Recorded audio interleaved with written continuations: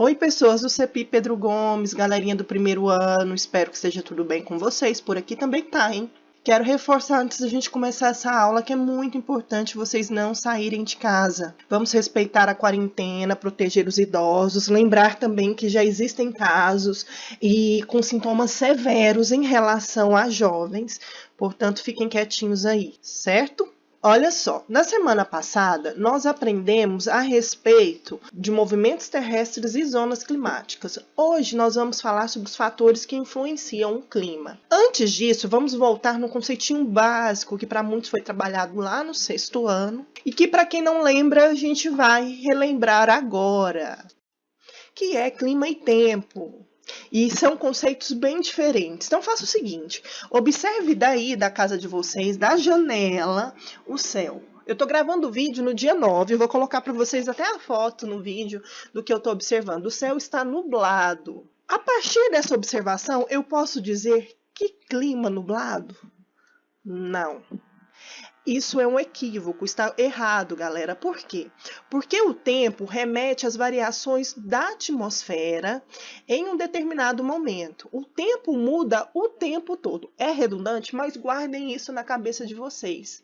Não é assim? Então, durante o dia pode chover, pode ter sol. Existem essas variações constantes. Quando você pergunta como está o tempo hoje e eu respondo que nublado, aí sim nós estamos aplicando de maneira correta esse conceito. Então, quando eu falo de tempo nublado, ensolarado, com pancadas de chuva, eu estou falando de tempo atmosférico. O clima não. O clima é uma condição duradoura, permanente, porque é observado um período de mais ou menos 30 anos a respeito daquelas características, então isso nunca muda. Quando nós falamos que Goiás é um estado muito quente e seco, eu estou falando das características do clima do estado de Goiás, porque isso não muda. Nós temos sempre essa característica de ser um lugar muito quente e seco por estar no meio do continente. Nós temos sempre uma estação seca e uma estação chuvosa. Isso não muda. Então, eu estou falando do que agora? Estou falando do clima do estado de Goiás, que é tropical, continental, tá? O tropical seco. Aqui eu tenho para ilustrar isso os climas do Brasil. Goiás está aqui dentro dessa margem do clima tropical com suas variações. Essa tela que vocês estão vendo agora corresponde ao infográfico que eu elaborei, que eu vou mandar junto com os materiais da semana para vocês estudarem. Vamos começar. Radiação solar. Quando a gente fala de radiação solar, a gente tem que ter em mente que é o calor emanado do Sol e absorvido pela atmosfera. Lembrem que boa parte dos raios solares que são emanados pelo Sol são refletidos pela atmosfera. Mas mesmo assim, a radiação solar é muito importante. Lembra quando a gente falou das zonas climáticas, dos lugares que recebem mais incidência de raios solares e outras menos? Tá aí essa questão. Já já a gente vai voltar nela, tá bom? Para ficar mais claro. A temperatura, que é, na verdade, medida em graus Celsius, é o que a gente mais vai ver na nossa realidade, mas pode ser medida também em Fahrenheit ou em Kelvin. O que acontece? Simplesmente é o registro do calor da atmosfera de um lugar. E há uma variação muito grande dessas medidas em decorrência da circulação do ar. A umidade já é a quantidade de água em estado gasoso que a gente pode observar na atmosfera.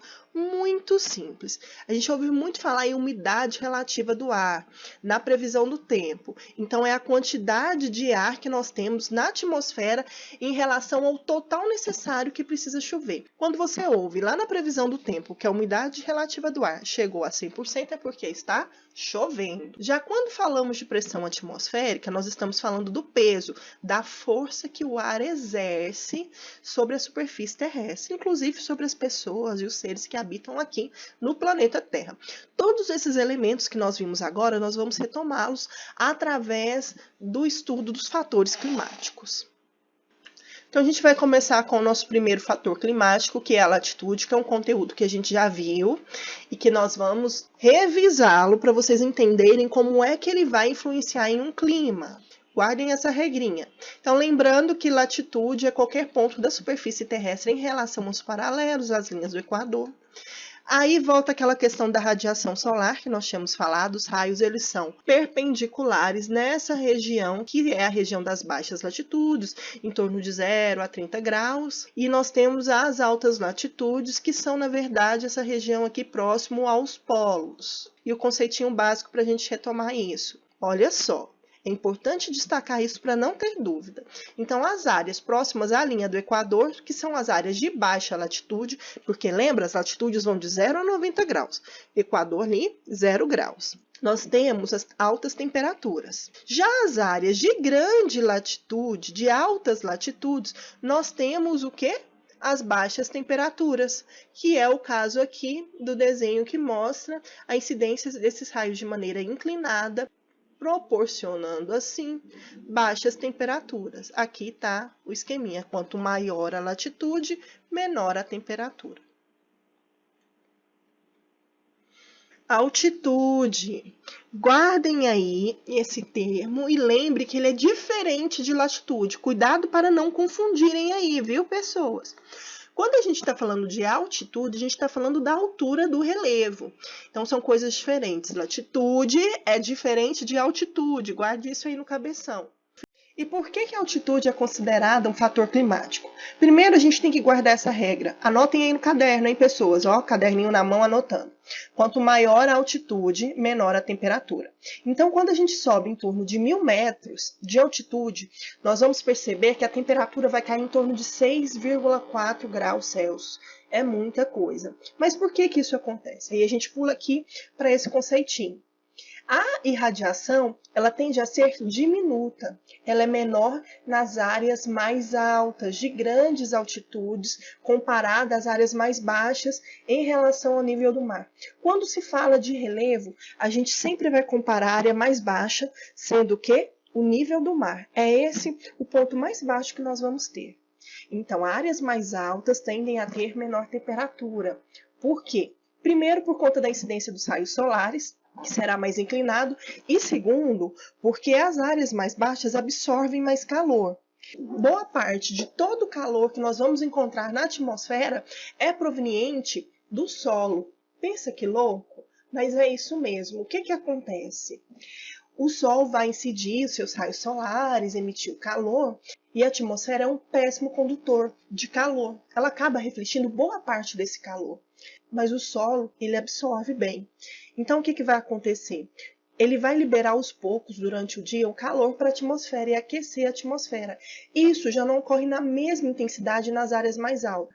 Aqui vai ocorrer mais. Eu estou mostrando para vocês agora uma imagem que corresponde às camadas da atmosfera. Como vocês já sabem, a atmosfera é essa camada gasosa que envolve o planeta Terra. Ela é dividida em várias, de acordo com as suas características, e todos os fenômenos climáticos que a gente está estudando agora ocorrem aqui nessa camada, na troposfera. Voltando de novo naquele slide. Outra questão importante que está sendo citada aqui é a pressão atmosférica, que é o peso do ar, como nós vimos anteriormente.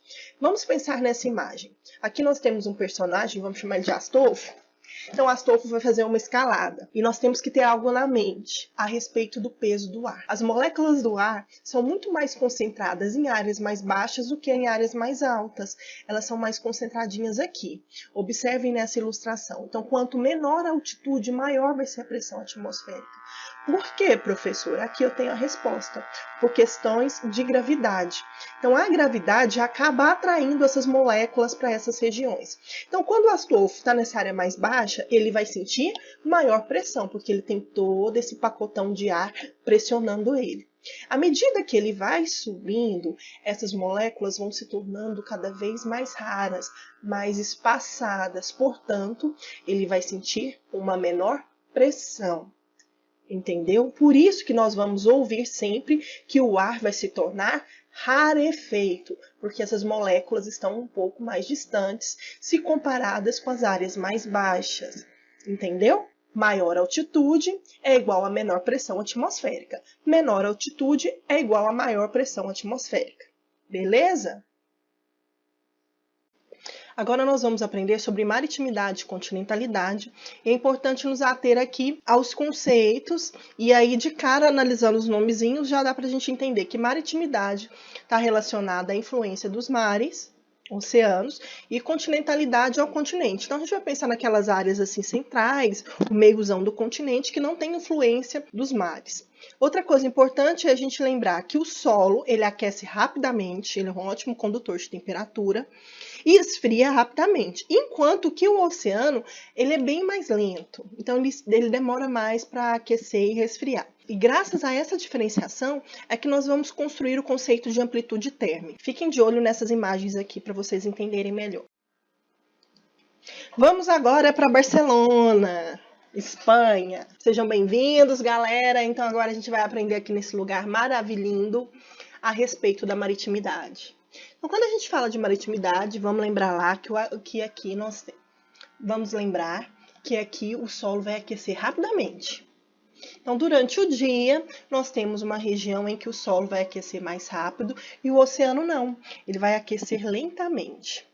O solo aquecendo mais rápido, ele começa a liberar calor e aquece o ar. O ar aquecido, ele tende a subir para camadas mais altas da troposfera.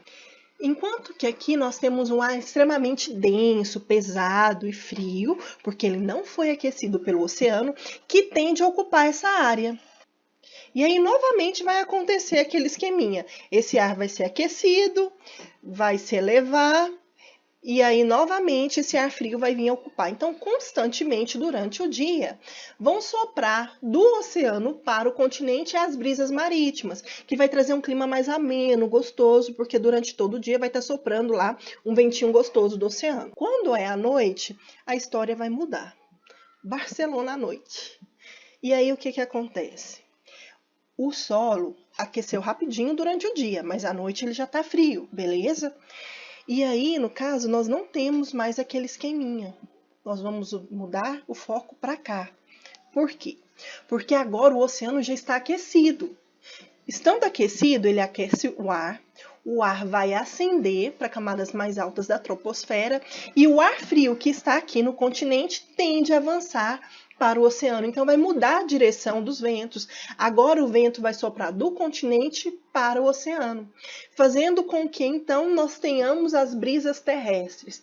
Essa variação que ocorre durante o dia e a noite é que faz toda a diferença em relação ao clima das cidades litorâneas. Vamos voltar agora para Goiânia.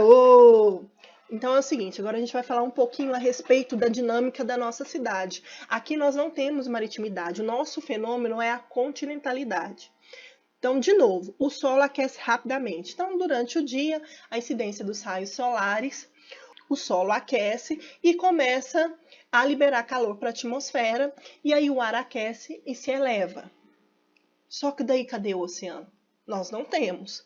Então, nós vamos ter temperaturas muito altas durante o dia e um calor muito grande. Então, a nossa temperatura, no dia de hoje que eu estou gravando o vídeo, vai chegar a 29 graus Celsius. Quando é à noite, nós de novo só temos o quê? O sol. Então, ele aqueceu rapidamente durante o dia e agora a temperatura tende a cair. Por quê? Porque o solo já resfriou. Então, nós vamos ter como temperatura mínima 20 graus Celsius em Goiânia no dia 9. Olha a diferença. 29 graus Celsius durante o dia, 9, e 20 graus Celsius, que vai ser a nossa mínima, então. Isso é muito importante para a gente entender a amplitude térmica. Lembra que eu falei para vocês? Aqui eu tenho um exemplo de duas cidades. Aqui a gente tem a terra dos roedores de piqui, né? Goiás, Goiânia. E aqui nós temos o Rio de Janeiro. Então, no dia de hoje, no dia 9, no dia que eu estou gravando o vídeo, a temperatura mínima vai ser 20 graus em Goiânia e 29 graus vai ser a máxima, beleza? No Rio, a mínima vai ser 21 e a máxima 24. Aí que está a questão da amplitude térmica. Para a gente saber o que é amplitude, basta a gente subtrair da temperatura máxima à temperatura mínima. Então, é só fazer 29 graus Celsius menos 20 graus Celsius. Então, aqui nós temos como variação 9 graus. Então, a temperatura em Goiânia vai oscilar aí 9 graus. É esse distanciamento entre a máxima e a mínima. Já no caso do Rio, Olha só, 24 menos 21, nós temos 3 graus Celsius apenas de variação. Por quê? Por conta daquela historinha que a gente viu da maritimidade, a respeito dessa questão do aquecimento do solo e resfriamento e do oceano. Agora a gente volta lá para o deserto. Já no deserto a gente tem uma diferença. No caso, a areia é um péssimo condutor de temperatura, ela faz refletir a luz solar. Então, durante o dia você tem aquele calor louco, por conta da questão do deserto, por estar numa zona tropical, né? Por não ter umidade, você está lá, aquele calor muito alto. E durante a noite, nós temos uma temperatura muito fria. Voltando para a questão do deserto que nós tínhamos falado. Então, no deserto, a umidade é muito baixa, nós não temos influência do oceano, nós não temos maritimidade aqui. E a areia ainda é um péssimo condutor de temperatura, ela acaba refletindo a luz solar. Então, é um calor muito grande numa área tropical, né? Só que quando é à noite, ele vai resfriar rapidamente, porque nós não temos nada aqui que tenha retido calor. Então, as temperaturas no deserto podem chegar a menos 10 graus Celsius, para vocês terem uma noção. Diferente da cidade litorânea, como nós falamos para vocês. Agora, vamos falar de massa de ar. A massa de ar, a gente tem que entender como se fosse um grande pacotão de ar, que se movimenta na mesma direção, com a mesma temperatura e mesma velocidade. E uma coisa interessante também para a gente poder lembrar é que as massas de ar trazem consigo características dos lugares de onde elas vêm. Então, se ela vem lá da zona equatorial, então nós temos uma massa de ar quente. Ah, mas essa se formou lá no Polo Sul, então nós temos uma massa de ar fria. O encontro dessas duas massas de ar são chamados de frente. Beleza? Aqui nós temos a classificação das massas de ar, um textinho para poder ilustrar o conteúdo, que eu vou mandar para vocês esse PowerPoint, porque já fica como texto para estudo. Então, nós temos as massas de ar equatoriais, que vão variar entre 5 graus norte e 5 graus sul de latitude. E lembram daquela história que eu falei das características do lugar de origem? Se for oceânica, ela vai ser úmida. Se ela for continental, ela vai ser um pouco menos úmida do que a oceânica. Do mesmo jeito vai valer para as massas tropicais, só que elas vão estar localizadas entre os trópicos de Câncer e Capricórnio, variando aí entre 25 e 30 graus de latitude, tanto norte quanto sul. Já as massas polares são as massas de ar frias, enquanto essas duas são quentes. Então, elas vão estar localizadas ali em torno de 50 graus norte ou sul, e elas são extremamente frias. A polar continental é mais fria e seca, e a oceânica ela é mais úmida. E essas massas de ar elas vão avançando conforme vão chegando as estações. Então, no inverno, por exemplo, nós temos o avanço da massa de ar polar sobre o Brasil. Agora é hora de falar sobre a vegetação, que é o fator que vai interferir de diferentes maneiras no clima. E no caso do Brasil, ele acaba interferindo bastante por conta da floresta amazônica, né, que é a maior floresta equatorial do mundo e acaba sendo responsável por muita umidade que é trazida para diferentes áreas do nosso país por conta da evapotranspiração. É importante a gente falar também que ela acaba minimizando os efeitos dos raios solares. Onde você tem mais vegetação é áreas mais amenas, com clima mais agradável. Corrente marítima. De repente, você deve ter ficado até meio passado, mas ai, por que essa louca colocou Procurando Nemo? Mas muitos alunos comentam que a primeira vez que eles se atentaram ao que seria uma corrente marítima foi no filme Procurando Nemo, no primeiro, onde o pai do Nemo, juntamente com as tartarugas, vão literalmente surfar em uma corrente marítima. O que a gente tem que entender como corrente marítima? Uma porção de água do oceano que tem a mesma temperatura, a mesma velocidade e a mesma direção. E o Nemo surfa na corrente marítima australiana para tentar encontrar o seu filhinho. E nós temos dois tipos de correntes marítimas, as correntes marítimas quentes e as frias. Lembrando que elas vão trazer consigo características dos lugares de origem, sempre guardem essa informação. Então, as quentes geralmente são das áreas equatoriais, tropicais do planeta, onde há uma maior insolação e as temperaturas também. Então, há um índice de evaporação muito maior nessas áreas. E aqui nós temos alguns exemplos, como a corrente norte equatorial, sul equatorial, a corrente do Golfo, corrente das Guianas, que seriam todas essas correntes em vermelho. Já as correntes frias, elas surgem nas regiões polares e se deslocam para regiões equatoriais. O sentido dela é em direção ao Equador.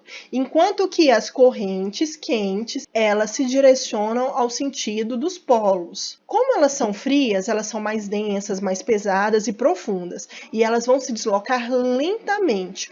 O índice de evaporação delas também é menor, e elas acabam por oferecer menos umidade e chuva. Aqui nós temos alguns exemplos, como a corrente de Falkland, a corrente do Peru, do Atlântico Sul, da Antártida.